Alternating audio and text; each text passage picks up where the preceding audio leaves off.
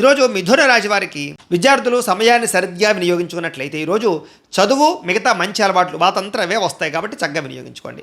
అనారోగ్య సమస్యల గురించి ప్రత్యేక శ్రద్ధ పెట్టి జీవనశైలిలో మార్పులు తెచ్చుకుంటారు. క్రయ విక్రయాలలో కూడా చక్కగా స్వల్పంగా లాభాలు కూడా కనపడుతున్నాయి. అయితే ఆహార నియమాలు పాటించాలి. ముఖ్యంగా కార్బోహైడ్రేట్లు తగ్గించి ప్రోటీన్ ఫైబర్ ఫుడ్ ఎక్కువ తీసుకున్నట్లయితే కనుక మీకు ఆరోగ్యం చాలా బాగుంటుంది. ప్రయత్నం చేయండి, వ్యాయామం చేయండి. మీ అప్పులను తీర్చగలిగేటటువంటి ఒక మంచి ప్రణాళిక లేదా మంచి ఆదాయ మార్గం దొరకాలి అని ఆలోచిస్తారు. ఈరోజంతా చాలా ఆనందంగా ఉంటారు. రాబోయే 5-10 ఏళ్లకి ఆర్థికంగా ఎక్కడ ఉండాలనే లక్ష్యం మీద బాగా ఎక్కువ శ్రద్ధ పెడతారు. ప్రతి విషయాన్ని కూడా కొత్తగా ఆలోచిస్తారు.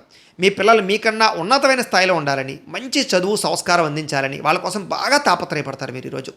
ముఖ్యంగా కుటుంబ సభ్యుల కోసం రూపాయి పోగు చేస్తూ మీ యొక్క విలాసాలు తగ్గించుకుంటూ వాళ్ళ కోసం తాపత్రయపడతారు, ఖర్చులు పెడతారు. అలాగే కుటుంబంలో గొడవలు చాలా శాతం తగ్గుతాయి. ఆభరణాలు కొనుగోలు చేస్తారు, వాహనాలు కొనుగోలు చేస్తారు, భూములు కొనుగోలు చేస్తారు, బట్టలు కొనుగోలు చేస్తారు. వివాహ ప్రయత్నాలు సఫలీకృతం అవుతాయి.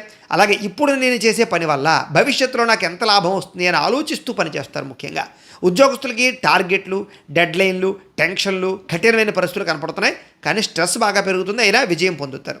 స్త్రీలు భర్తతోటి, ప్రేమించిన వాళ్ళతోటి సంతోషంగా కాలం గడుపుతారు.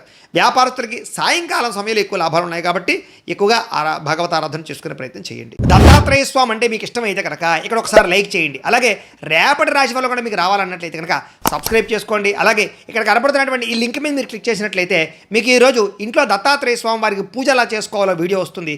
ఆ వీడియోని ఎదురుకుంటే పెట్టుకుని మీ ఇంట్లో ఈరోజు దత్తాత్రేయ స్వామి వారికి పూజ చేసుకోవడం వల్ల ఈరోజు మీకు శుభప్రదంగా ఉంటుందని తెలియజేస్తూ లైక్ చేయడం మాత్రం మర్చిపోకండి. స్వస్తి.